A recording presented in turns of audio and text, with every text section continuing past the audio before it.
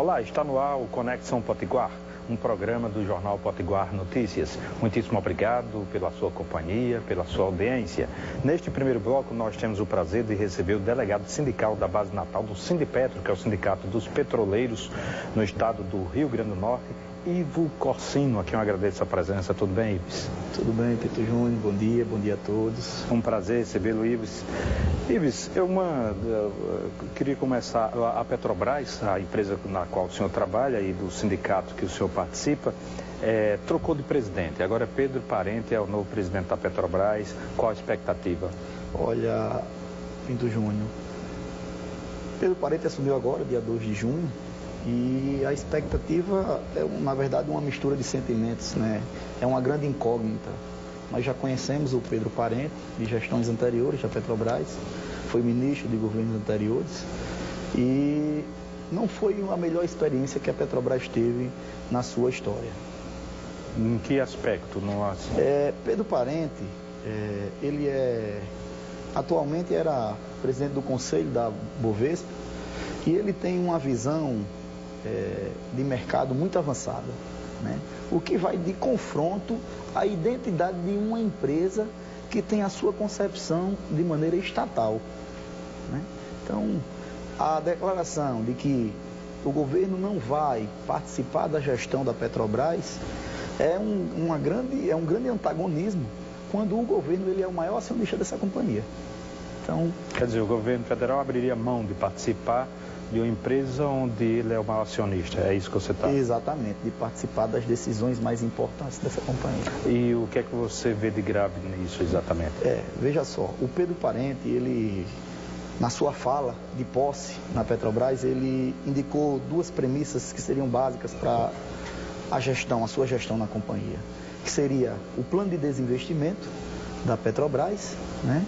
E a visão econômica em todas as áreas e setores e locais que a Petrobras atuasse, o que é salutar, mas a Petrobras ela tem uma concepção de servir a um investidor, a um sócio majoritário que é o governo.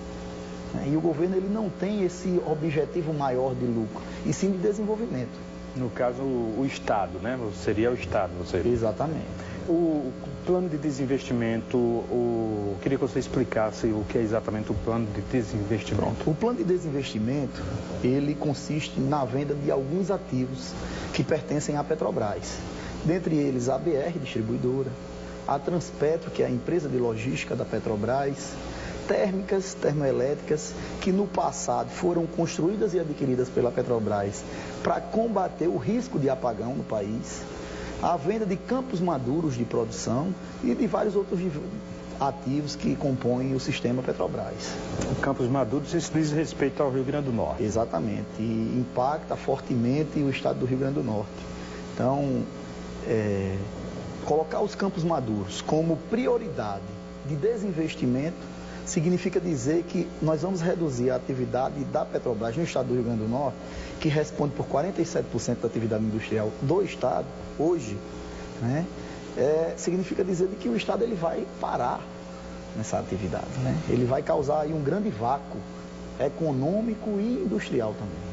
E a possibilidade de vir novas empresas, quer dizer, se o Brasil vender a parte, no caso a Petrobras vender a parte que é estatal, deverá vir empresas administrar os campos maduros. Eu lhe pergunto, há possibilidade dessas empresas de gerar empregos? Olha só, Pinto Júnior, acho muito difícil qualquer outra empresa proporcionar ao Estado o desenvolvimento que a Petrobras proporciona. Pelo seguinte, de uma maneira bem simples, a Petrobras ela tem campos em produção no estado do Rio Grande do Norte há 46 anos.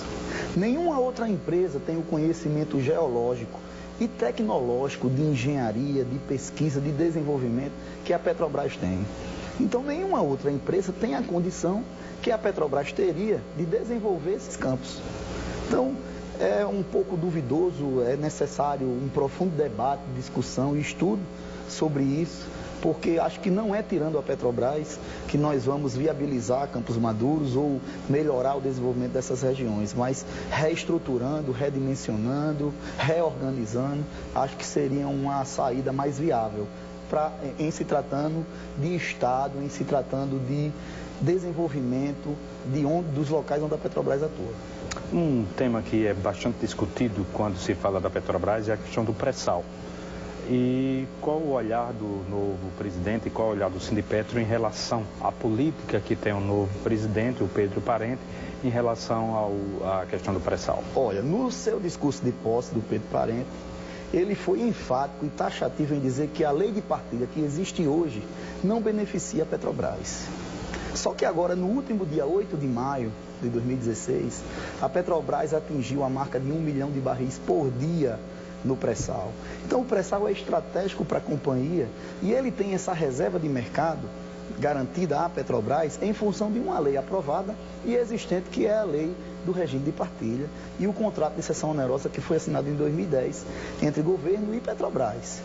Tirar esse regime, mudar essa lei, né, trazer um regime de concessão onde o risco é maior, onde o prêmio é menor e colocar esse regime de concessão no pré-sal, que é o que o Pedro Parente, novo presidente da Petrobras, defende, é você dar ao mesmo explorador que explora uma área com risco maior e prêmio menor, ele explorar num canto onde o risco é menor e o prêmio é infinitamente maior, que é o pré-sal. Então, a posição do Sindipetro, da federação, que ele pertence, Federação Única dos Petroleiros, é da preservação do pré-sal, que é estratégico para a soberania nacional. A soberania, ela é do Estado, ela é exercida apenas através da companhia, né, que tem o Estado como maior acionista, o Estado brasileiro como maior acionista.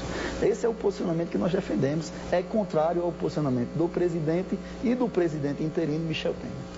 E isso significa dizer que vai ter votação no Congresso. Me parece que tem um projeto do José Serra, que é um projeto que está em consonância com o que pensa o Pedro Parente. Isso, existe o PLS 131 e existe mais outros 13 projetos que visam alterar o regime de partilha, né?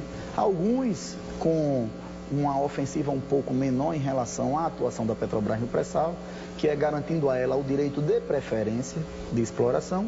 Outros não, é quebrar realmente o regime e tirar a Petrobras, a preferência da Petrobras de explorar esses campos. Isso aí pode enfraquecer a Petrobras do ponto de vista estratégico, é isso que você pensa? Isso, sem dúvida. A Petrobras, ela hoje produz 2 milhões, um pouco mais de 2,5 milhões de barris por dia. E em 10 anos, de 2006, da descoberta do pré-sal até hoje, nós temos uma produção de 1 milhão de barris por dia. A Petrobras demorou 45 anos para produzir isso nas outras áreas de exploração. Perfeitamente. Queria agradecer ao Ives Coutinho, que é do Sindipetro. Muito obrigado por estar conosco. Ele passa o Jornal Potiguar Notícias, que está nas melhores bancas. Muitíssimo obrigado. Okay. Vamos a um rápido intervalo comercial e voltaremos em 1 minuto com mais um bate-papo.